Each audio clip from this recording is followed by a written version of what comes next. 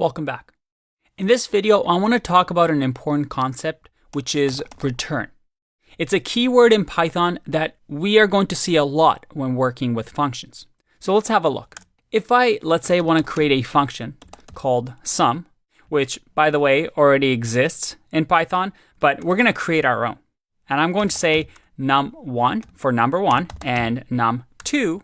Well, our sum function is going to add num1 plus num2. Nice and simple function. Now, if I run sum with number 4 and 5, guess what's about to happen? I'm going to hit run, and nothing happens, which, might not be surprising to you, because we're not printing anything, right? But what if I run print here? Will this change? Let's see. I get none. Is that what you expected? And we've seen none before, right? Remember when we had a list, let's say 1, 2, 3, and then we did something like clear on it? In our editor, it gave us this little arrow and said none.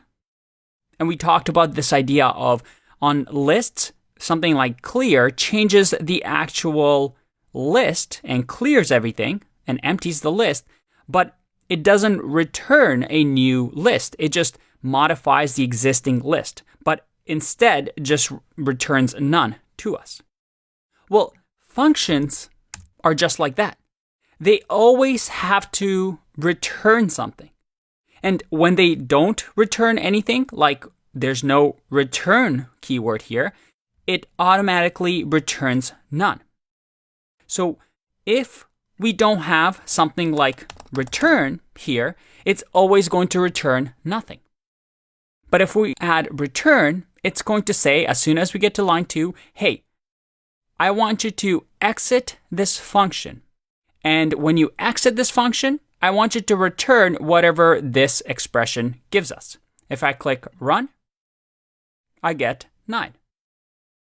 If we change this to 10 plus 5, we get 15. And this is a good general rule with functions, because functions can do two things, right? One, it can return something. So at the end of the function, whatever after the function gets run, we return something, either none or some sort of a value, some sort of a data type. Or we can have a function that doesn't return anything, but perhaps modifies something. So, for example, I could print hi, and if I hit run here, I return none because I don't have that return statement. However, my function does something. It modifies, the look of this text, right? It prints hi for us. So a function either modifies something in our program or returns something. And this is a topic that is quite advanced that we'll get into later on when we talk about functional programming. But a good rule of thumb with functions is this. A function should do one thing really well, and usually a function should return something. Now, this doesn't mean that any function that maybe does multiple things or any function that doesn't return something is bad, but it's generally good practice to make your code simple and readable to have these two rules. For example, here, if I have print and addition, this function is doing multiple things. It's worrying about printing, and it's also worrying about summing. And the definition, this function, is called sum. If I didn't know or I didn't see this and all I did was run sum, I think having printing hi would be surprising because the name doesn't really describe what it does. I'm expecting this to be summed. Why is my program saying hi? So we want to make sure that our function does one thing and one thing only really well. Because as we'll see later on, we can combine and run different functions together. And then also, we want to make sure that we return something, because this way, what we can do is we can actually assign this return value to a variable. For example, I can say total equals to sum 10, 5.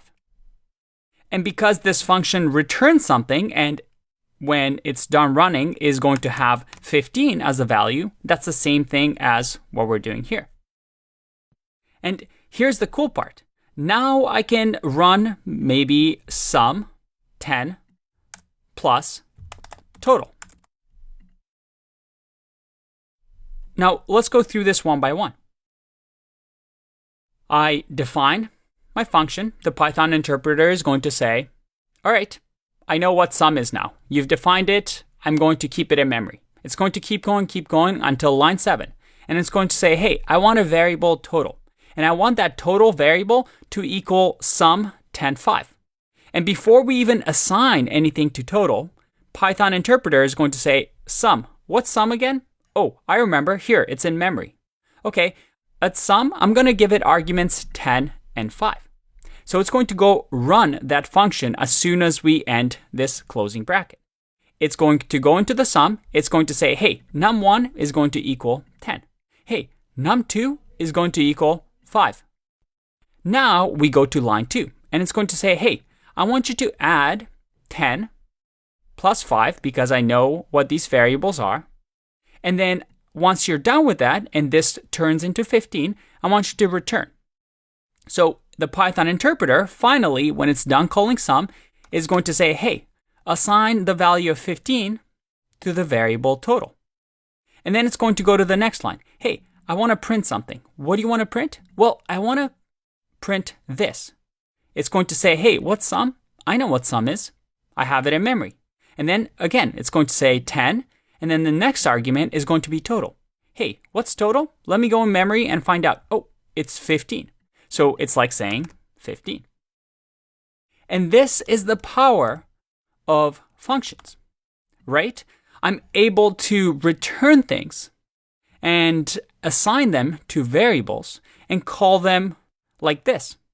And I can keep running them if I wanted to. If I want to make this even simpler, I can go sum instead of total will be right here. And look at that. Now I have it all in one line. And if I click run, again, it still works. Okay, but what if we do something like this?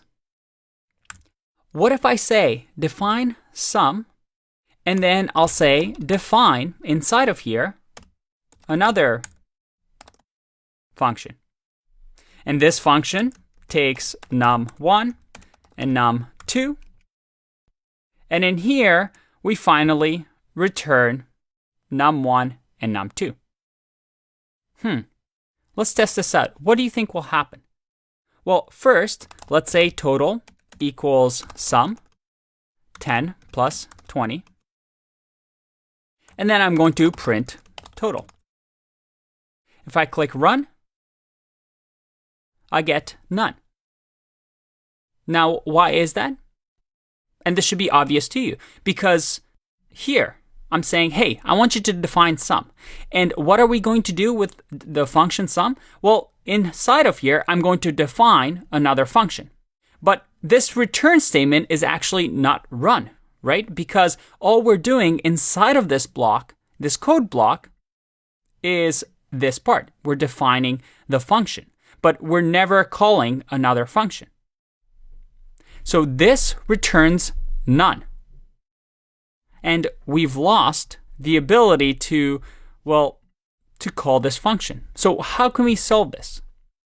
One way is to return, right? So at the end here, we have to make sure that the indentation is right. And we're going to return another func. So let's add return and see what happens here. If I click run, all right, I get this function now.